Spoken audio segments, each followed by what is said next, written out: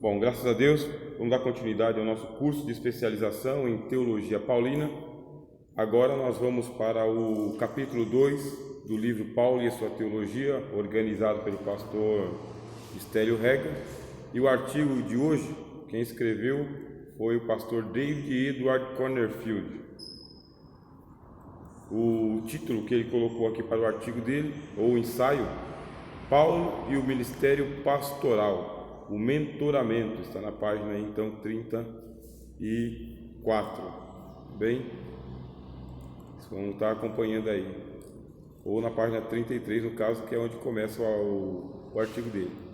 Paulo e o Ministério Pastoral, o mentoramento.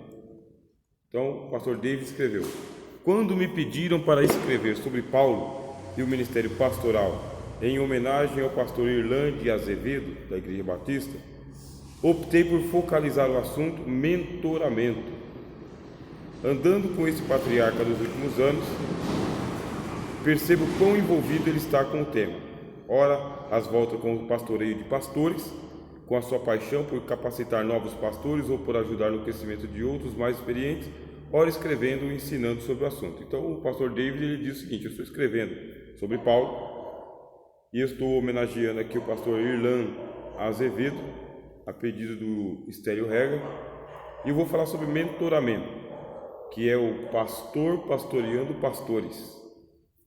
É necessário haver um mentoramento. Se nós vamos fazer uma formação ministerial de novos pastores, ou até pastores já experientes, é necessário que esses pastores sejam pastoreados. É muito difícil para um pastor não ser mentorado. É muito difícil você ter que estar à frente de um trabalho, à frente de uma igreja, à frente de um rebanho, passar por muitas aflições interiores, internas, outras ministeriais, outras espirituais, e você dizer o seguinte: com quem eu vou conversar? Quem vai me mentorar? Quem vai me orientar? Quem vai me ouvir? O ministério pastoral, nesse aspecto, ele é muito falho, e ele é muito vazio. Você não tem ninguém. Não é que não tem ninguém acima, a gente não precisa de ninguém acima, precisa de alguém que esteja ao lado e que saiba fazer o mentoramento sem censuras. Quer dizer, como assim um mentoramento sem censuras? É aquele que ele não vai mandar em você, ele não vai dizer o que é que você tem que fazer, mas ele vai dizer, de acordo com as experiências que existem, de acordo com a palavra de Deus, é assim. É esse caminho aqui que deve ser seguido. Então, esse artigo que a gente vai ler aqui, ele é voltado para isso, para pastor de pastores, para alguém que está pastoreando pastores, e a necessidade que os pastores têm de serem pastoreados. A gente não usa a palavra mentorado, a gente usa a palavra pastorado ou pastoreado. E a experiência mostra para a gente que é muito traumático isso aí, é muito traumático. Geralmente tem um pré-juízo ou um pré-julgamento de um para com o outro, mas o mentor ele não é um juiz, não é um juiz, então ele não vai fazer um pré-juízo, um juízo antecipado. Ele vai pegar as experiências da vida pastoral como um todo, o máximo que ele já aprendeu na vida cristã, junto com outros pastores, junto com a palavra de Deus, e ele vai começar a orientar os novos pastores ou aqueles pastores já experimentados que estão sem mentoração. Esse vai ser o conteúdo do artigo. Aí ele fala para nós aqui sobre Barnabé como mentor de Paulo. Quer dizer, Paulo foi mentorado por Barnabé. Para entender claramente como Paulo mentorava ou mentoreava, precisamos saber como ele próprio foi mentorado. Em Atos, capítulo 22, versículo 3, Paulo afirma: sou judeu, nascido em Tarso, criado nesta cidade de Jerusalém.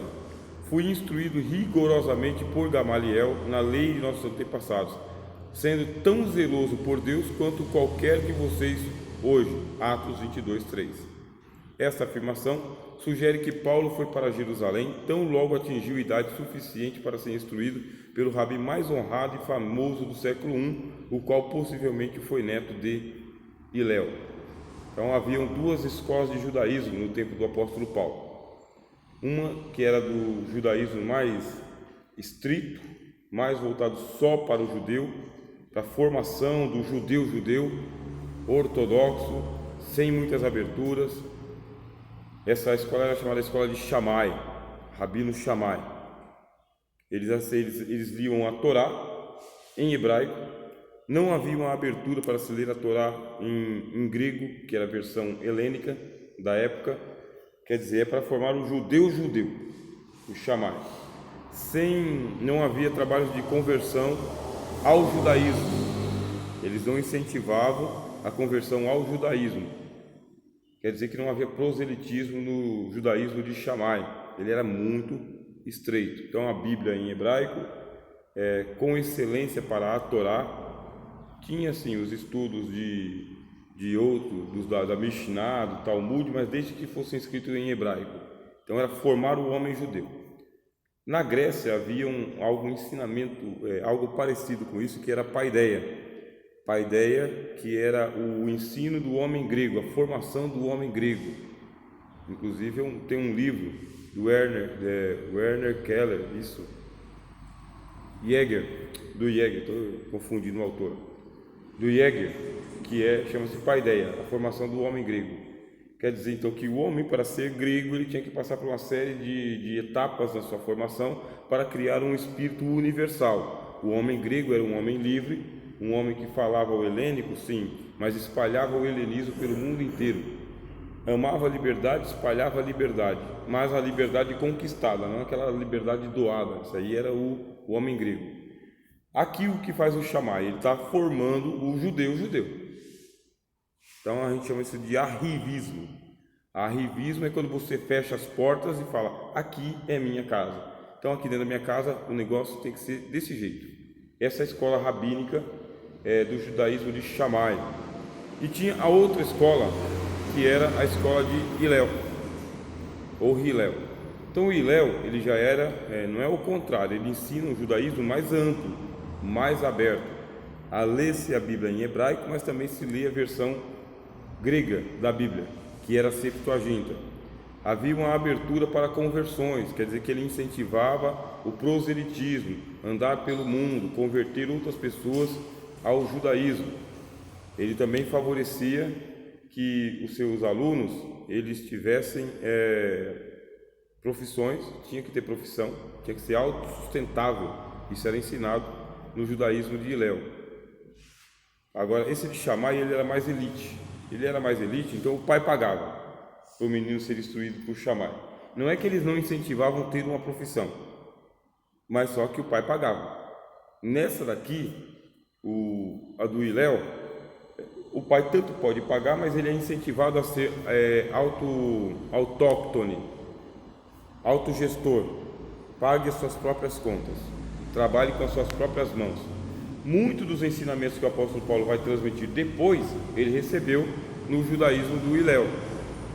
Só que ele vai transformar. Quer dizer que Paulo não é uma folha em branco, tá bom? O que ele vai fazer? Ele vai converter o judaísmo que ele tem ao cristianismo. Vai passar por uma transformação depois. E nessa escola de Hillel tem esse Gamaliel, que era famoso em Jerusalém. Famoso. Aí ele diz: eu fui instruído aos pés de Gamaliel, que provavelmente, de acordo aqui com o pastor David, era neto do Hillel. Quer dizer que ele vem na mesma linha. Então essa afirmação sugere que Paulo foi para Jerusalém tão logo atingiu a idade suficiente para ser instruído pelo rabi mais honrado e famoso do século I, o qual provavelmente foi neto de Hillel. Como o próprio Hillel, tradicionalmente alistado entre os cabeças das escolas, Gamaliel possuía uma visão equilibrada. Sua sabedoria singular e o seu discernimento se destacaram ao proteger os apóstolos do Sinédrio que desejavam matá-lo. Atos capítulo 5, 33 e 40.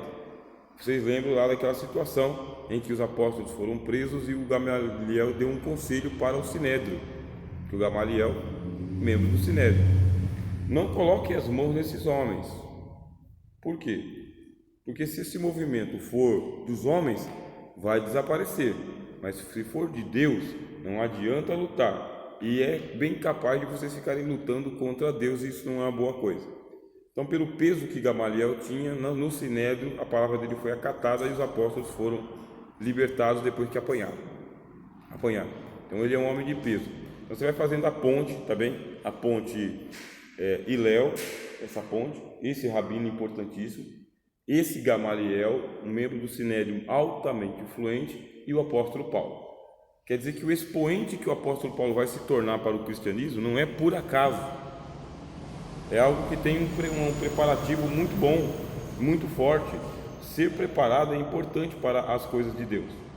Receber preparação. Quer dizer, não é que a gente está buscando aqui ser uma pessoa ilustre, né? Uma persona, ter uma grande personalidade. Mas quanto mais você aplicar na sua formação, e dependendo com quem você recebe a sua formação, isso aí vai ser excelente para o reino de Deus. Lógico que depois tem que passar pela sua própria experiência, né? Senão não vai adiantar. Tem muita gente que é formada em Harvard, né? Harvard. Muita gente que é formada em Harvard, mas você não conhece. Você não sabe de nada dele. Engavetou o diploma.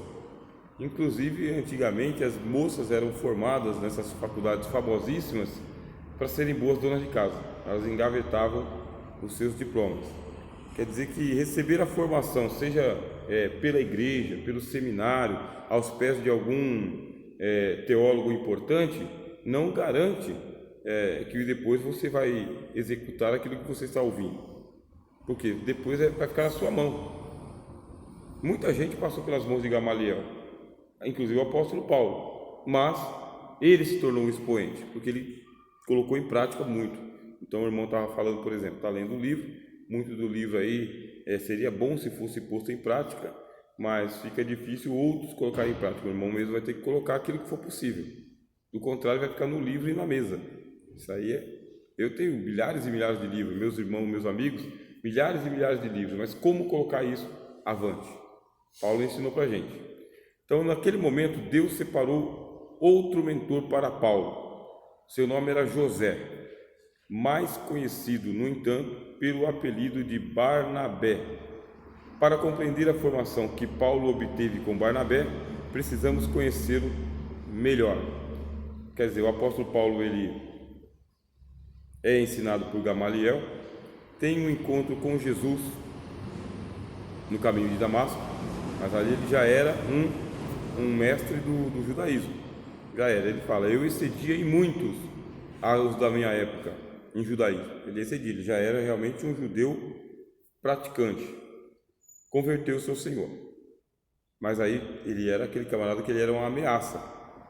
E os judeus muito desconfiados, os apóstolos muito desconfiados de que ele estava com armadilha para prender as igrejas, que tinha fingido a conversão dele, tinha fingido a experiência dele, ninguém se aproximava de Paulo. Só que Paulo começou a falar ousadamente, publicamente sobre Jesus, que era uma prática dos fariseus. Você lembra que o Senhor Jesus falou dos fariseus?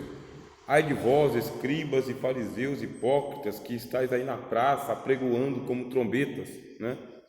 Quer dizer que eles pregavam nas praças. Era muito comum, então, que um fariseu ele tivesse dotes de oratória, tinha treinamento para oratória, tinha treinamento para retórica, que veio dos gregos, tá? Pelo fato de eles estarem na escola de Gamaliel. Então, o Gamaliel ou de Léo, eles valorizavam a retórica. Tanto é que o apóstolo Paulo ele pregava grandes sermões demorados. Paulo pregava. Enquanto que os judeus mais ortodoxos, mais estritos, eles não pregam sermões demorados. Eles dão conselhos práticos para o dia a dia. Lições práticas, não muito demoradas. Paulo fazia já o contrário. Paulo pregava e demorava nas prédicas dele, porque era uma prática dos fariseus. Os fariseus pregavam demoradamente, herdando isso dos gregos, porque os gregos também faziam peças de retórica, de oratória demorada. Junto no mundo romano também. No mundo romano se valorizava muito a oratória. Exemplo disso aí você vai ter em Cícero, tá? Cícero, que era um orador de Roma. Então vocês veem que nada está acontecendo no vazio, tudo está acontecendo dentro de um contexto histórico e cultural. Então a cultura da época está moldando o apóstolo Paulo. E o que faz ele? Ele se converte, no caminho de Damasco. As pessoas não acreditam que ele tenha se convertido, mas ele prega publicamente sobre Jesus, e a fama dele começa então a ficar por ali, por perto, e a fama dele vai alcançar Barnabé em Jerusalém. Então, quem que é o Barnabé de Jerusalém? É aquele lá que foi escolhido para estar, para andar com os 12, né? Para andar com os 12. Mas tinha ele, né? Se você ler aqui, ó, deixa eu pegar a Bíblia aqui. Vamos abrir aí a Bíblia, Atos dos Apóstolos. Eles vão escolher o substituto. Matias é escolhido apóstolo no lugar de Judas. Vamos lá, deixa eu achar aqui. Versículo 23.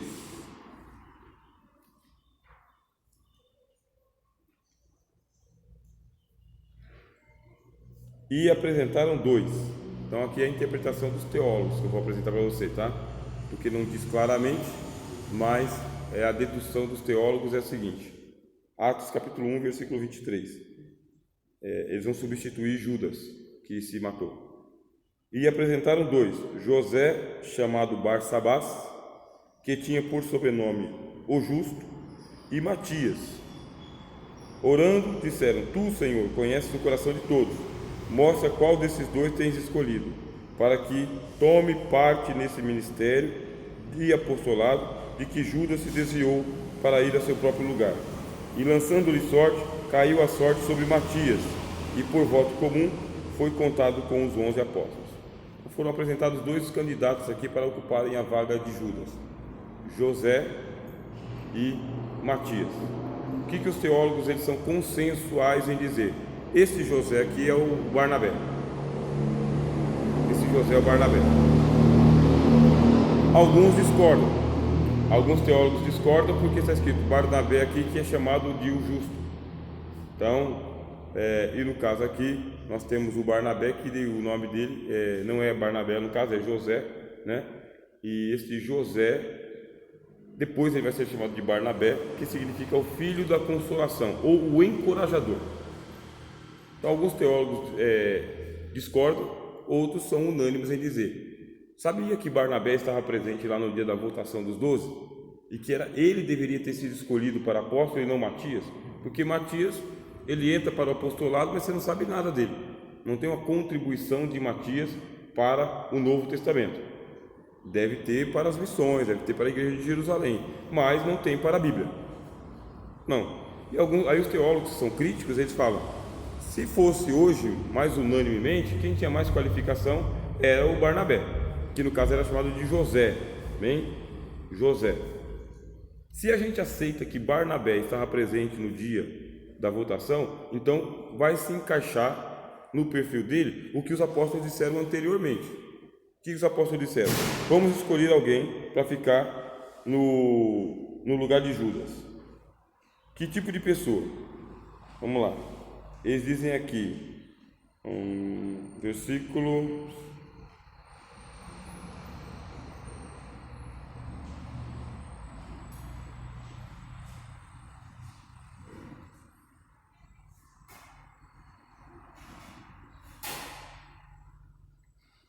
21. As credenciais de Barnabé. Se esse José aqui é o Barnabé, as credenciais dele. É necessário, pois, versículo 21, que dos varões que conviveram conosco todo o tempo em que o Senhor Jesus entrou e saiu entre nós, começando desde o batismo de João, até o dia em que dentre nós foi recebido em cima, um deles se faça conosco testemunha da sua ressurreição. E apresentaram dois, José e Matias. Então os apóstolos dizem o seguinte: para ser um dos apóstolos é necessário que esteja conosco desde o batismo de João, tenha andado por todo o ministério conosco, até o dia que o Senhor foi recebido nos céus. Agora vocês vão fazer a ponte. O que Deus faz para mentorar um pastor? Como que é o mentoramento? Hilel, Rabino, Gamaliel, mestre de Paulo, Paulo aos pés de Gamaliel e depois vem Barnabé. Esse Barnabé que começou a andar com o Senhor desde o começo, desde o batismo. Então quem é que vai fazer o mentoramento do apóstolo Paulo? É o homem que durante toda a primeira viagem missionária andou com o Senhor Jesus desde o começo. Conseguiram fazer a ponte? Então Paulo foi mentorado por um discípulo que estava desde o começo com Jesus. Ouviu as histórias que nós temos no Novo Testamento todinha. Ouviu sobre os milagres de Jesus, passou por todas essas experiências evangélicas que estão ali. O mentoramento ele não pode ser feito. Deixa eu escolher um aqui para me mentorar. Mentoramento tem que ser feito por uma pessoa que ele vai ter um know-how, ele vai ter um currículo cristão. Currículo, alguém que está com o Senhor, está com o ministério, está com a igreja, está com o rebanho, alguém que está com a palavra de Deus, com a Bíblia no coração e na mão. Então esse mentoramento será feito por alguém que ele vem dentro desse corredor da vida. Esse aqui é o que a gente apreende do texto que nós estamos lendo. Deus escolheu Barnabé para mentorar Paulo, porque Barnabé estava com o Senhor desde o princípio. Foi Deus quem escolheu. E a gente sabe que é isso que a história ela é traçada assim, ela é costurada assim. Deus coloca pessoas no seu caminho. Então Deus coloca pessoas no seu caminho para que elas possam te orientar para a finalidade que Ele propõe. Então aqui o autor diz, vou terminar já. No século II, Clemente de Alexandria escreveu sobre Barnabé, mencionando que ele integrava o grupo dos 72. Vejamos a descrição do ministério desse grupo para chegar ao entendimento melhor sobre esse mentor. Vamos ler aqui então o que o Clemente escreveu. O que a Bíblia diz. Depois disso, o Senhor designou outros 72 e os enviou 2 a 2 adiante dele, a todas as cidades e lugares para onde ele estava prestes a ir. Veja só que importante, nós estamos citando aqui o texto da palavra de Deus. E lhes disse: a colheita é grande, mas os trabalhadores são poucos. Portanto, peçam ao Senhor da colheita que mande trabalhadores para a sua colheita. Vão, eu os estou enviando como cordeiro entre lobos. Não levem bolsa, nem saco de viagem, nem sandálias, e não saúdem ninguém pelo caminho. Quando entrarem numa casa, digam primeiro: paz seja sobre essa casa.